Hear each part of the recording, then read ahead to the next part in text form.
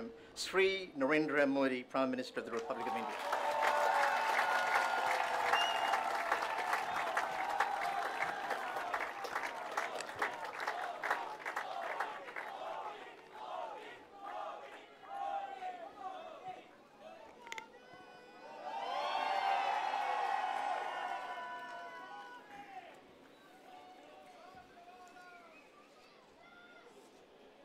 Queensland के governor श्रीमान Paul Jersey, Brisbane के मेयर लॉर्ड ग्रेहाम क्लार्क, उपस्थित सभी महानुभाव, अभी 2 घंटे पहले G20 समिट का समापन हुआ और अब मेरा विधिवत ऑस्ट्रेलिया के साथ बायलैटरल मीटिंग का कार्यक्रम शुरू हुआ और उसका प्रारंभ पूज्य बापू के स्टैचू के अनावरण के साथ उनको नमन कर करके हो रहा है। ये मेरे लिए बहुत सौभाग्य की बात है।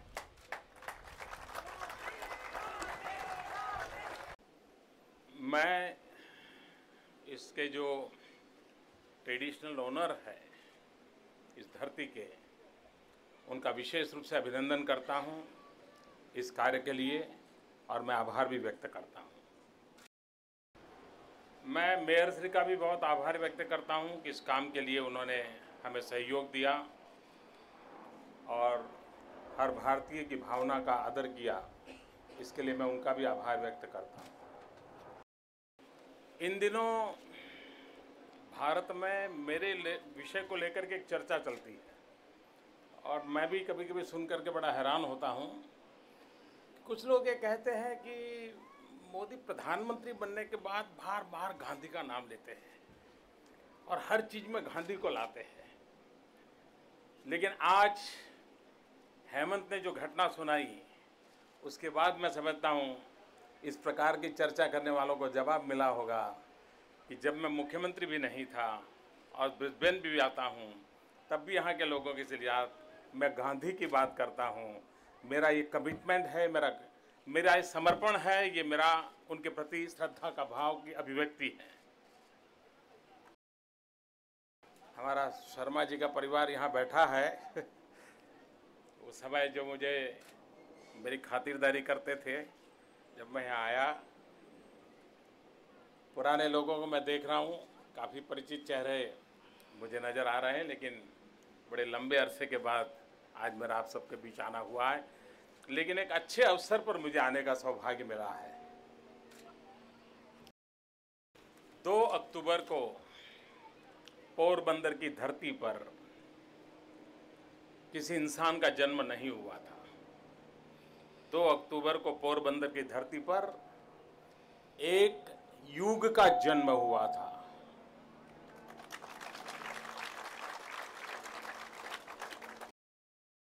और मैं मानता हूं कि महात्मा गांधी आज भी दुनिया के लिए उतने ही रिलेवेंट हैं जितने कि वो अपने जीवन काल में थे।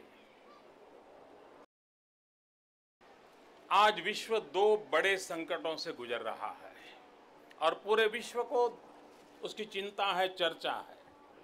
हमारी G20 समिट में भी उन दोनों बातों की चर्चा में काफ़ी समय भी गया है और वो 2 बातों का जवाब महात्मा गांधी के जीवन में से मिलता है।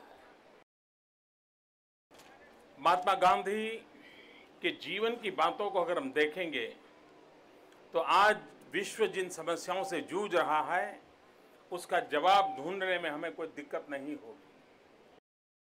आज दुनिया को एक चिंता है ग्लोबल वार्मिंग की और दुनिया को दूसरी चिंता है टेररिज्म की, आतंकवाद की।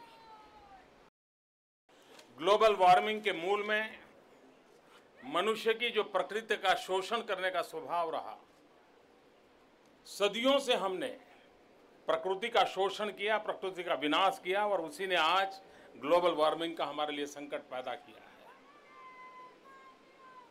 महात्मा गांधी हमेशा प्रकृति से प्रेम करने का संदेश देते थे। उनकी पूरी जीवनचर्या में एक्सप्लॉयटेशन ऑफ द नेचर, उसका वो विरोध करते थे। मनुष्य को मिल्किंग ऑफ द नेचर का ही अधिकार है, उससे ज्यादा प्रकृति से लेने का अधिकार नहीं है। ये बात महात्मा गांधी जीवन में जी करके दिखाई थी। अगर हमने प्रकृति का शोषण न किया होता, मनुष्य की आवश्यकता के अनुसार मिल्किंग ऑफ द नेचर किया होता, तो आज पूरे विश्व को जिस प्रकार की समस्याओं का संकट से झेलना रहा है, शायद हमें जूझना न पड़ता होता। महात्मा गांधी जब 25 के कालखंड में, 20-25 के कालखंड में 1925 और 2030 के बीच में साबरमती आश्रम में रहते थे। 1930 में दांडी यात्रा के लिए वो चल पड़े थे। उसके बाद कभी वापस साबरमती आश्रम नहीं आए थे और साबरमती नदी के किनारे पर रहते थे। उस समय साबरमती नदी लबालब पानी से भरी हुई रहती थी। 1920-25 के कालखंड में पानी की कोई कमी नहीं थी, लेकिन उस समय भी अगर गांधी को पानी कोई देता था और ज़्यादा पानी देता था तो गांधी उसको डांटते थे कि पानी को क्यों बर्बाद कर रहे हो, पानी आधा गिलास दो, जरूरत पड़ी को दूसरी बार मांगेगा। गांधी इतने आग्रही रहते थे, अपने पास आए हुए लिफाफे के पीछे वो लिखते थे, क्योंकि उनको मालूम था कि मैं ज़्यादा कागज उपयोग करूंगा तो ज़्यादा वृक्ष कटेंगे और तब जाकर के कागज बनेगा, और वो भी मैं नहीं करूंगा। यहाँ तक उनका आग्रह रहता था। हम कल्पना कर सकते हैं गांधी के जीवन की हर बात में कि वो प्रकृति की रक्षा के संबंध में कितने सजाग थे और अपने जीवन आचरण के माध्यम से प्रकृति की रक्षा का संदेश कितना देते थे। और वही जीवन अगर हम जीते या आज भी उस जीवन को हम स्वीकार करें तो हम ग्लोबल वार्मिंग की जो दुनिया की चिंता है, उस दुनिया को बचाने में हमारी तरफ से भी कुछ न कुछ योगदान दे सकते हैं। महात्मा गांधी ने हमें अहिंसा का मार्ग सिखाया। यह अहिंसा का शस्त्र ये सिर्फ अंग्रेजों के खिलाफ लड़ाई लड़ने का साधन था, ऐसा नहीं था। अहिंसा यह आर्टिकल ऑफ फेथ था। महात्मा गांधी का यह विश्वास था कि हम शब्द से भी किसी की हिंसा नहीं कर सकते, शस्त्र से हिंसा की तो बात बहुत दूर की है। और अगर आज विश्व ने गांधी के उस अहिंसा के संदेश को पचाया होता, समझने की कोशिश की होती, तो होलियर देन दाओ, मैं तुमसे बड़ा हूं, मैं तुमसे ताकतवर हूं, मैं तुमसे अच्छा हूं, मेरा रास्ता ही सही है, इस प्रकार के जो विवादों के अंदर दुनिया फंसी हुई है और जिसको अपनी बात सिद्ध करने के लिए शस्त्र का सहारा लिया जा रहा है और निर्दोष लोगों को मौत के घाट उतार दिया जा रहा है, महात्मा गांधी का संदेश उस रास्ते से हमें भटकने से बचा सकता था।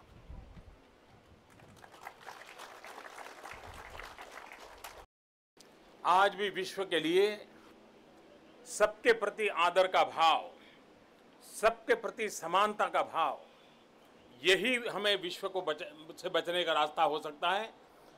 कोई किसी से बड़ा है और इसलिए मैं उसको चुनौती दूं, उसको खत्म करूं, ये रास्ता विश्व को मंजूर नहीं है। जगत बदल चुका है और महात्मा गांधी ने जो सपना देखा था, उस सपने की ताकत कितनी है वो आज दुनिया को समझने आना शुरू हुआ है।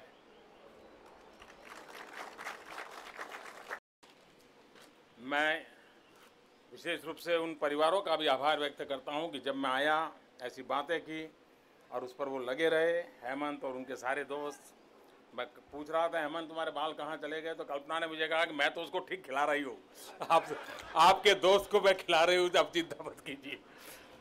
ऐसा एक पारिवारिक वातावरण, इसी पुराने साथियों, बातों बातों में मन से जो बात निकली, मैंने भी कभी सोचा नहीं था कि ये लोग ये काम तो करेंगे ही, लेकिन वो सौभाग्य मेरे नसीब में होगा।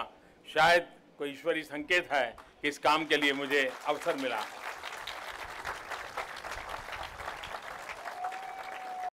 जो लोग बाहर हैं, यहाँ पहुंच नहीं पाए हैं, उनका भी मैं सम्मानपूर्वक आदर करता हूं और उनका गौरव करता हूं।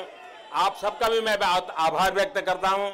अगले कार्यक्रम के लिए हमारे लोग मुझे घड़ी दिखा रहे हैं दूर से, तो मुझे मुझे यहाँ पूरा करना होगा। फिर एक बार मैं सबका अभिनंदन करता हूँ एक महान काम करने के लिए। बहुत बहुत धन्यवाद। और पूज्य बापू को हम सब प्रणाम करते हुए उनसे प्रेरणा लेकर के मानव जाति के कल्याण के लिए जो कुछ भी कर सकते हैं करने का हम प्रयास करें। बहुत बहुत शुभकामनाएं।